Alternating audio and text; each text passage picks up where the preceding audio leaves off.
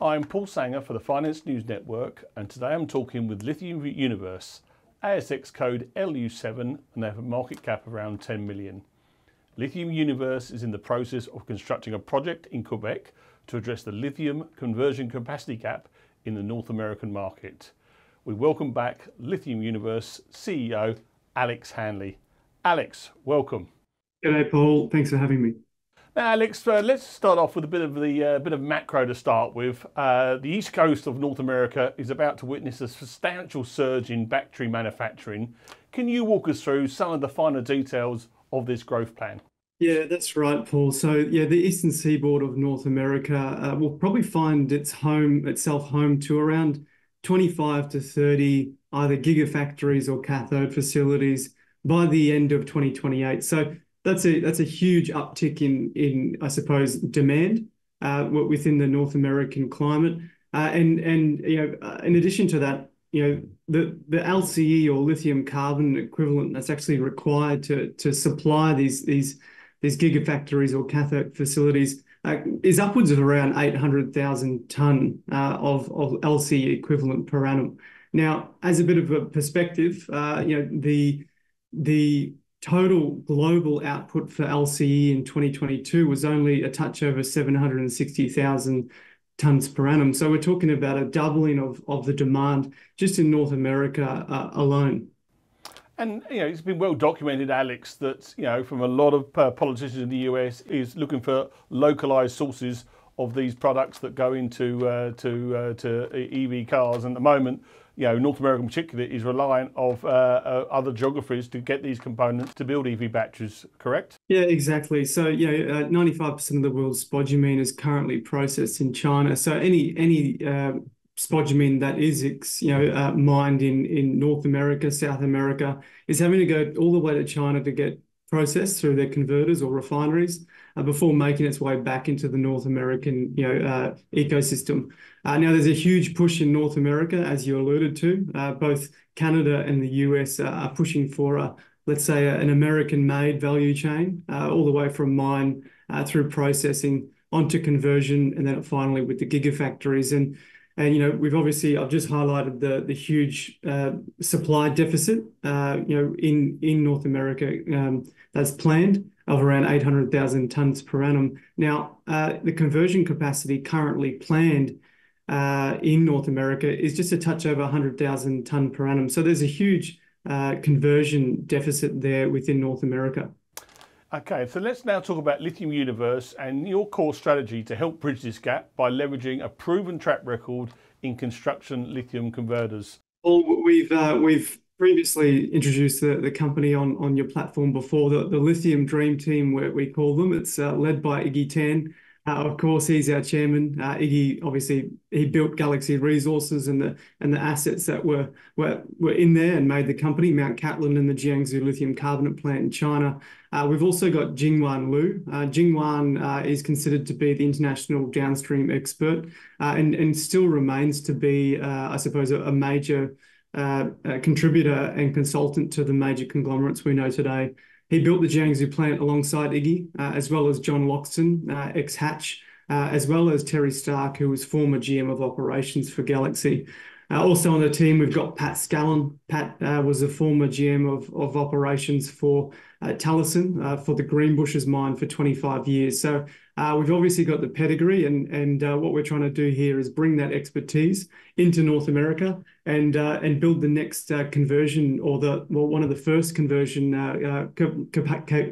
conversion operations here in North America. So we've got the team and experience and track record to do so, Paul. Now, today you've just announced to the market that you secured some Quebec prime industrial land for your proposed lithium refinery. Walk us through the process of why you decided this piece of land was the right fit for Lithium Universe and who helped you to form this decision. Yeah, that's right. So we've employed and partnered with Hatch out of the Montreal and the Brisbane office here in Australia to help us first do a location study, as well as process flow sheets and design requirements, preliminary design requirements. Now, our location study took into account four main areas: northern Quebec, which is along the Trans-Tyger region, near a lot of the discoveries with Patriot and Winsome Resources.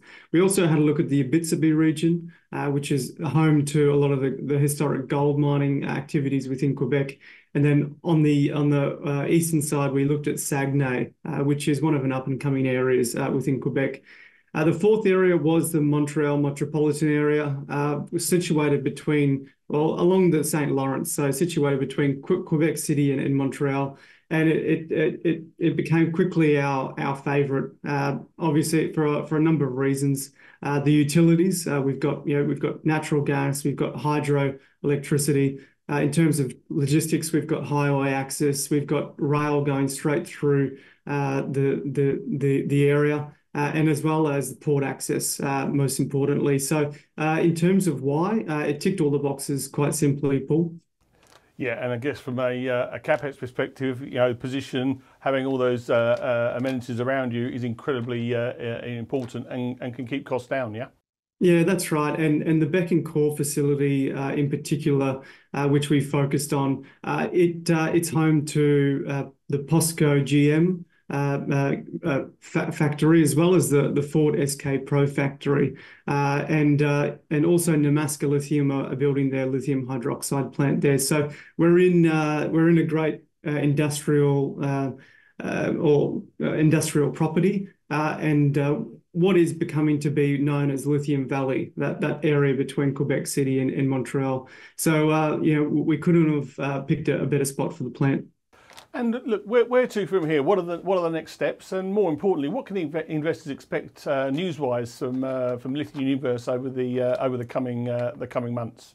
Paul, we've got a number of things in parallel at the moment. We've initiated the DFS for the refinery. So it's a engineering study conducted by Hatch. Will be up to, let's say, a DFS level type of study. We're looking to release that by the end of this year, as well as in parallel with that, we're also completing a DFS for a spodumene concentrator, and that's being currently designed by Primero Group out of Perth office. So we've got these two engineering studies. We've just signed up this land in Bécancour.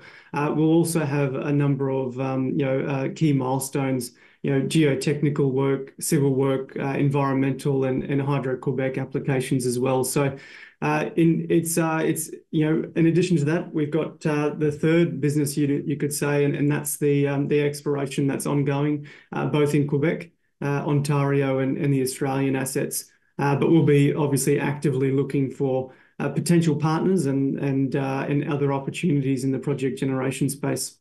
And is the opportunity also that to bring these projects to fruition, that you will get subsidies from maybe the US, the Canadian government to help bring the plants to scale? Yeah, you're dead right, Paul. So what we've seen recently within North America, indirectly through the IRA, both provincially and federally, they've got a critical mineral strategy. Now, a few of the names that I mentioned before, POSCO GM, Ford SK Pro, as well as the Northvolt huge factory at Saint Basile, just outside of Montreal. Now, all of these huge projects have received about 50% of their capex from provincial and federal contributions and financing.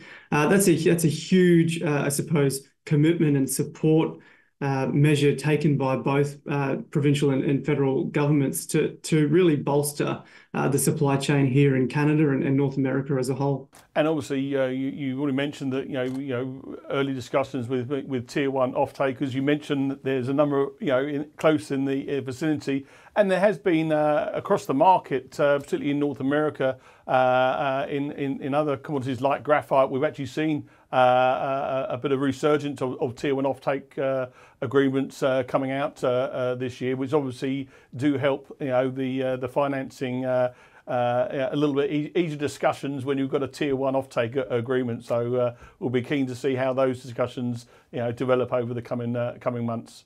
Yeah, absolutely. We're in active discussions with a number of different parties at the moment, and what we in the conversations we have, what we do discover is these let's say the automotive industry does have a connection to the mining industry, but there's currently no one, let's say, what the Canadians call within the midstream or what Australians call the downstream, processing the spodumene into the hydroxide or carbonate. So that's obviously the value proposition and the business case that we're trying to bring here. Alex Hanley, many thanks for your time today. Much appreciated. Thanks, Paul.